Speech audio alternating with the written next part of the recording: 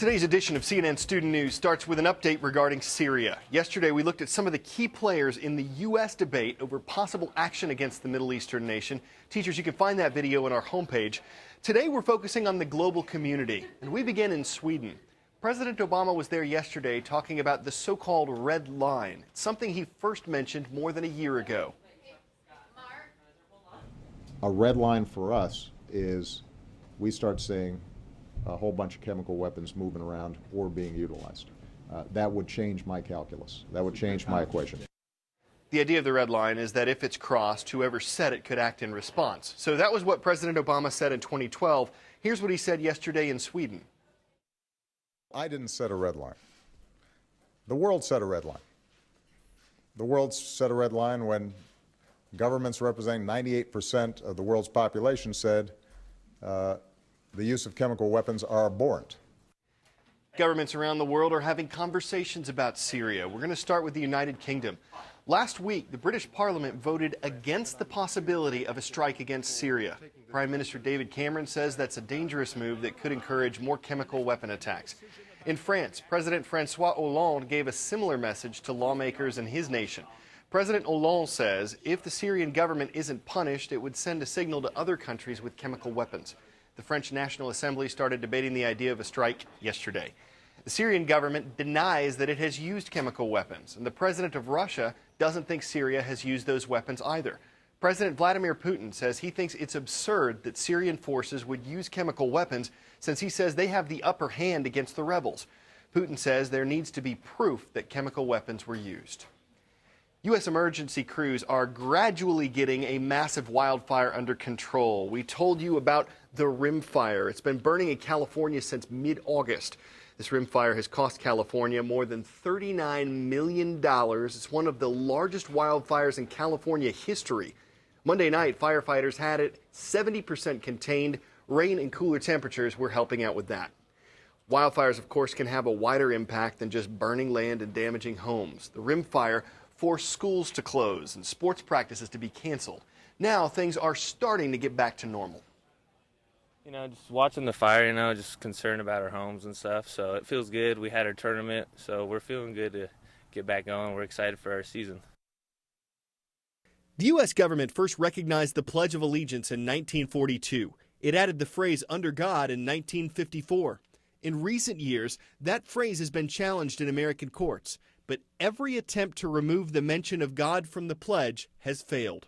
Massachusetts' highest court is hearing a similar case on this, but with a twist. It's not arguing that the mention of God violates the First Amendment like previous cases. It's arguing the phrase goes against state law. Massachusetts' Constitution says that all people are born free and equal and have certain natural, essential, and unalienable rights. Plaintiffs in the lawsuit say that the phrase "under God" violates the rights of students who don't believe in God by discriminating against them. Defendants say there's disagreement, but not discrimination, that the phrase doesn't violate anyone's rights because students can choose not to say the pledge. A lower court agreed last year, saying the phrase "under God" does not convert the exercise of the pledge into a prayer. An atheist couple appealed that ruling, and what Massachusetts Supreme Court decides could have an impact nationwide.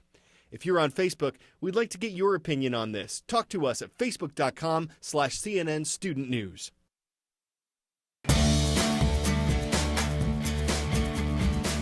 Cardinals, Bulldogs, Knights. It's time for roll call. Now, Chicago is in Illinois, but East Chicago is in Indiana, and that's where you'll find the Cardinals from East Chicago Central High School. Down to Beaumont, Texas for our next stop, the St. Anthony Cathedral Basilica School, home of the Bulldogs. And finally, the Knights of Fulton Science Academy in Alpharetta, Georgia. Thanks to all of you for checking in. Teachers at CNNStudentNews.com, the How Do I box has answers to all sorts of questions, like how can my class introduce CNN Student News? You send us an iReport. Here's how that works. Teachers, here's how you and your students ages 13 and older can submit an iReport to CNN Student News. First, you just shoot your story, and it should be digital because this is a no-tape zone. Also, it should have only talking, so no songs, no music. Once that's done, upload it to us at ireport.com/CNN Student News. Just click Share Your Story. And finally, look for our email in your inbox. We will have to get in touch with you before we can air your video. I report for CNN Student News. We hope you'll be able to say that too. Is this legit? Rosh Hashanah, the Jewish New Year, starts on the first month of the Jewish calendar. Not true. The holiday falls on the 7th month on the Jewish calendar.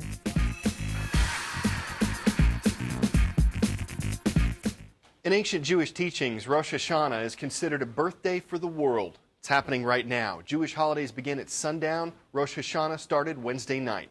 The name translates as head or first of the year. It's also referred to as the Day of Repentance. Rosh Hashanah marks the start of the Jewish High Holy Days, which end 10 days later with Yom Kippur. One of the most significant rituals during the holiday is the blowing of the shofar. It's a ram's horn played like a trumpet. We've done this before, we're doing it again. Talking about giving you an inside look into the careers of different professionals. Have you ever thought about becoming a park ranger? Average salary for an experienced park ranger is $40,000 to $50,000 a year. You can make more. Take a listen to how you could become one. My name is Benita Dooling, and I am a park ranger in the great state of Georgia. My name is Amanda Corman, and I'm a park ranger at Kennesaw Mountain National Battlefield Park. What is a park ranger? That's a good question. I always tell people, when you see someone in this uniform, ask them, what do you actually do? We give interpretive programs, we preserve historic artifacts, we take care of the beautiful nature that you see here. We also have law enforcement rangers who protect the people who come to visit our park. People may not know that National Park Service is set up on more of a military basis, so it's kind of a combination of civilian world and the military. What people don't really realize about becoming a park ranger is education is incredibly important. In order to get my job, I have to be college educated. I knew that I loved history, I loved the environment, and what beautiful nature we had here in the United States. I wanted something that combined my love of history with my love of artifacts. People just like you. I get to see people from all over the world and all over the country. I think that mentors are very valuable. Don't underestimate people who are experienced and knowledgeable, because they can make a big difference in your life.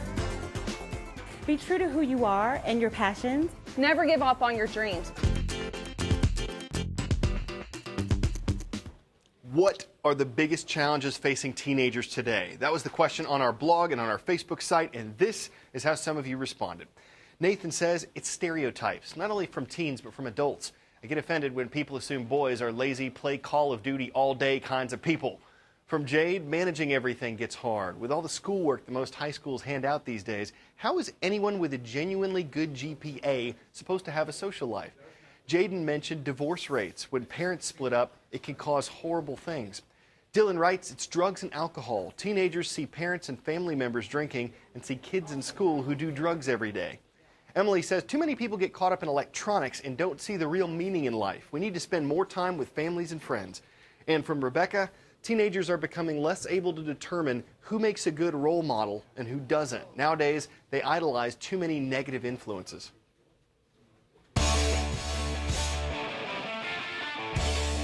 Why do melons have fancy weddings? Because they can't elope. We started the puns early today because we've got a lot as we dish on the world's biggest fruit salad, yummy, yummy.